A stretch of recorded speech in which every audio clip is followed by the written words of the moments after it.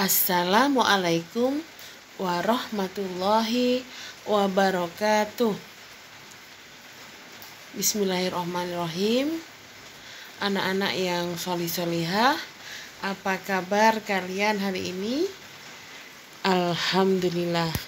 Semoga kita semua senantiasa selalu dalam perlindungan Allah dan diberi kesehatan yang sempurna. Anak-anak sekalian, sebelum kita melanjutkan pembelajaran kedua sub tema 3, marilah bersama-sama berdoa kepada Allah semoga kita diberi kelancaran untuk belajar, barokah manfaat ilmu. Mari kita bersama-sama membaca surat Al-Fatihah. A'udzubillahi minasyaitonirrajim. Bismillahirrahmanirrahim. Alhamdulillahi rabbil alamin. Ar-Rahmanirrahim. Maliki yaumiddin. Iyyaka na'budu wa iyyaka nasta'in. Ihdinas siratal mustaqim. Siratal ladzina an'amta 'alaihim ghairil maghdubi 'alaihim waladdallin. Amin. Anak-anak yang solih-solihah, sebelum kita belajar, tolong kalian siapkan buku dan alat tulisnya. Nah, marilah bersama-sama kita belajar subtema 3, pembelajaran 2. Silakan kalian buka halaman 137. Di halaman 137 kita akan membahas tempat tinggalku, kebanggaanku. Anak-anak yang solih-solihah, di halaman 137 mari kita baca bersama-sama. Hari ini Fatimah dan keluarga sedang membersihkan rumah. Fatimah bertugas membersihkan kerajinan gerabah. Jumlah gerabah yang ada di rumah Fatimah bermacam-macam. Gerabah merupakan salah satu di antara karya 3 dimensi. Selain gerabah, benda-benda ukiran juga merupakan karya 3 dimensi. Apakah kamu dapat menyebutkan karya 3 dimensi lainnya? Ayo kita belajar bersama-sama. Nah, di sini benda-benda yang dibersihkan oleh Fatimah merupakan benda 3 dimensi. Apakah yang dimaksud dengan benda 3 dimensi? Nah, tulis pendapat kalian pada kolom berikut ya. Mari dijawab bersama, tolong disiapkan alat tulisnya. Benda 3 dimensi adalah karya seni rupa yang memiliki panjang, lebar, serta memiliki volume dan tinggi. Silakan kalian catat di buku paketnya, jangan lupa yang sudah Bu Guru jelaskan tadi. Setelah kalian menjawab pengertian tentang benda 3 dimensi, marilah bersama-sama kita lanjutkan dibuka halaman selanjutnya, yaitu halaman 138. Di halaman 138 silakan kalian baca di sana tentang pemahaman, yaitu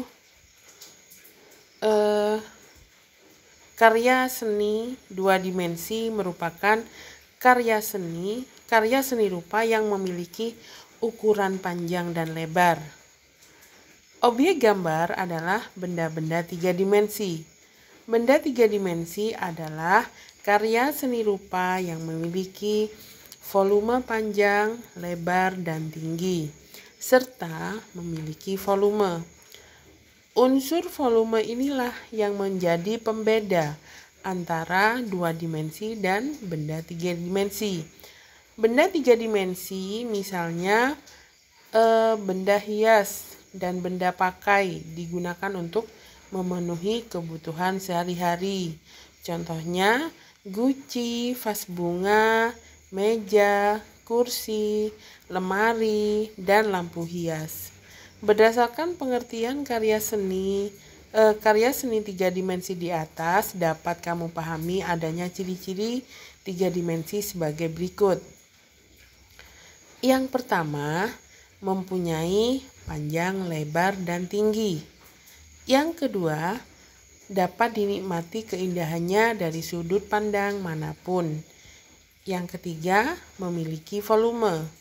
Ditinjau dari jenis bendanya, ada 3 jenis benda yang bisa dituangkan di dalam gambar 3 dimensi. 3 jenis benda yang dimaksud sebagai berikut. Yang pertama itu ada benda kubistis. Benda kubistis adalah benda-benda yang berbentuk menyerupai bangunan kubus atau balok. Contohnya dalam kehidupan sehari-hari ya kita bisa jumpai yaitu kotak pensil, kotak tisu, meja, kursi, lemari, bak sampah, ataupun kulkas. Yang kedua yaitu benda silindris. Benda silindris adalah benda-benda yang berbentuk menyerupai silinder atau elips. Contohnya ada botol, gelas, piring, mangkuk, teko, dan guci. Yang ketiga, benda bebas adalah benda-benda yang bentuknya tidak beraturan, misalnya pepohonan, buah-buahan, batu-batuan, dan benda alam lainnya. Setelah kita membaca di halaman 138, mari dilanjut dibuka halaman 139. Di sini ada beberapa pertanyaan anak-anak. Yang pertama, bagaimana ciri-ciri benda berbentuk 3 dimensi? Tadi sudah kita baca bersama, silahkan kalian tulis jawabannya. Yang pertama, mempunyai panjang, lebar, dan tinggi. Yang kedua, dapat dinikmati keindahannya dari sudut pandang manapun. Yang ketiga, memiliki volume. Tolong jawaban tersebut dicatat. Kita lanjut nomor 2. Apa saja jenis benda karya 3 dimensi? Yang pertama yaitu ada benda kubistis, menyerupai kubus dan balok. Contoh, kotak pensil, meja, dan kursi. Yang kedua yaitu benda silindris. Nah, benda silindris ini benda yang menyerupai silinder atau elips. Contohnya botol, gelas, dan piring. Yang ketiga yaitu benda bebas. Tidak beraturan bentuknya. Contohnya tadi ada buah-buahan dan pepohonan ya.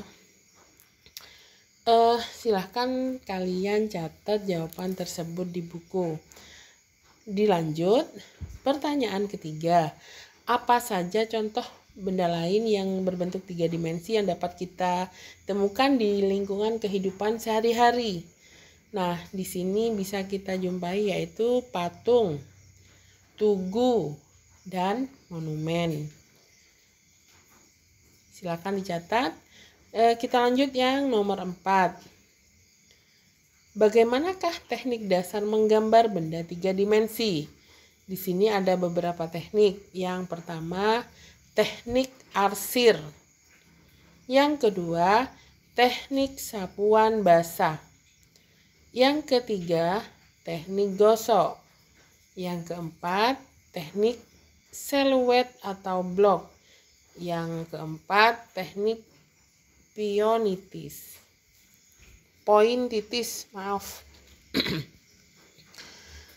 Setelah mencatat jawaban tersebut, anak-anak yang solih-solihah, kita lanjutkan buka halaman 143. Nah, di halaman 143 kita akan belajar IPA ya. Anak-anak yang solih-solihah, masih ingatkah kamu dengan pelajaran 1 yang membahas tentang hubungan gaya dan gerak? Dapatkah kamu menemukan hubungan antara gaya dan gerak pada peristiwa di lingkungan tempat tinggal? Mari amati gambar berikut. Yang pertama, anak bermain ketapel. Bermain ketapel dilakukan dengan menarik karet dan melepas karetnya. Berhati-hatilah saat bermain ketapel, jangan diarahkan kepada teman. Yang kedua, paman menimba dengan ember. Paman menimba dengan menarik tali timba. Perhatikan gambar di samping. Nah, ini paman sedang menimba air dari dalam sumur. Kemudian yang ketiga, pengrajin membuat gerabah. Gerabah dibuat dari tanah liat. Tanah dibentuk oleh pengrajin menjadi berbagai bentuk. Perhatikan gambar di bawah ini ya. Yang awalnya tanah liat kemudian dibentuk menjadi gerabah. Kemudian dibakar dan biasanya dipergunakan untuk alat-alat dapur. Setelah kita membaca halaman 143, kalian buka halaman 144. Di sana ada beberapa pertanyaan.